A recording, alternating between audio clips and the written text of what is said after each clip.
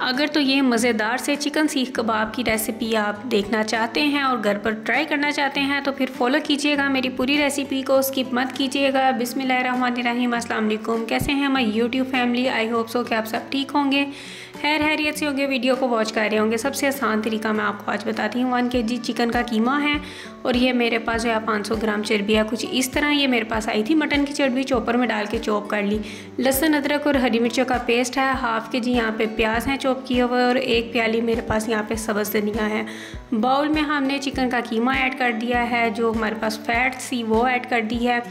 اب یہاں پہ میں نے ایڈ کر دیا اچھی طرح سے نچوڑنے کے بعد پیاز، چوپ کیے ہوئے پیاز، اور لہسن ادرک اور ہری مرچ کا پیسٹ بھی میں نے ایڈ کر دیا ہے، اور یہاں پہ جو ہرا دھنیا تھا کٹنگ کیا ہوا وہ بھی ایڈ کر دیا ہے۔ اب اس میں ڈال رہی ہوں نمک، لال مرچ کا پاؤڈر ایڈ کر دیا ہے، یہاں پہ آپ دیکھ سکتے ہیں اپنے ٹیسٹ کے مطابق ایڈ کیجئے گا لال مرچ پاؤڈر، اور پھر اس میں کرش کیا ہوا سوکھا دھنیا ایڈ کر دیا ہے میں نے، اور چلی فلیکس بھی ایڈ کر دیے ہیں، سوکھا دھنیا پاؤڈر ایڈ کر رہی ہوں میں یہاں پر، اور ساتھ ہی اس میں نے زیرہ ایڈ کر دیا ہے۔ زیرے کی خوشبو بہت ہی اچھی آتی ہے، اور یہاں پہ ہم نے ایڈ کیا ہے فوڈ کلر۔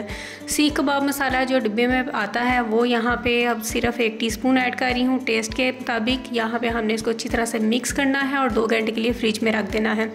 2 گھنٹے کے بعد ہم اس کو نکالیں گے قیمے کو، اور ایسے فوڈ پروسیسر میں ڈال کے اس کو ایک دفعہ پھر سے چوپ کر لیں گے۔ اچھی طرح سے چوپ کرنے کے بعد اس کو 2 سے 3 دفعہ ہاتھوں کی مدد سے اچھی طرح سے مکس کرنا ہے، اور پھر یہاں پہ سیخیں لے لینی ہیں ہم نے، اور اچھی طرح سے ہاتھ میں پہلے پریس کرنا ہے قیمے کو، اور اچھی طرح سے بائنڈنگ کر دینی ہے، کہیں سے بھی لوز بائنڈنگ نہیں ہونی چاہیے، نہیں تو یہ سیخوں پہ سے گر جائے گا ہمارا کباب۔ یہ دیکھیں جی کتنا اچھا بائنڈ ہو چکا ہے ہمارا کباب۔ اب ہم کوئلوں پہ لے کے جاتے ہیں، ہلکی آنچ کے کوئلے ہونے چاہیے، بہت زیادہ آگ نہیں ہونی چاہیے، ہلکی آنچ پہ ہم نے اس کو چاروں سائڈوں سے کباب کو جو ہے پکا لینا ہے۔ آپ دیکھ سکتے ہیں ماشاءاللہ کوئی بھی کباب جو ہے وہ گرا نہیں ہے، اچھی طرح سے بائنڈ ہوا ہے۔ میری ریسیپی سے بنائیں گے تو بالکل اچھے کباب آپ کے بنیں گے۔ ماشاءاللہ ہمارے کباب جو ہیں وہ ریڈی ہو چکے ہیں۔ اس کو بڑی ہی احتیاط کے ساتھ یہ ٹرک آپ دیکھ لیں کس طرح سے ہم اتارے ہیں سیخوں پر سے، بالکل الگ نہیں ہوا۔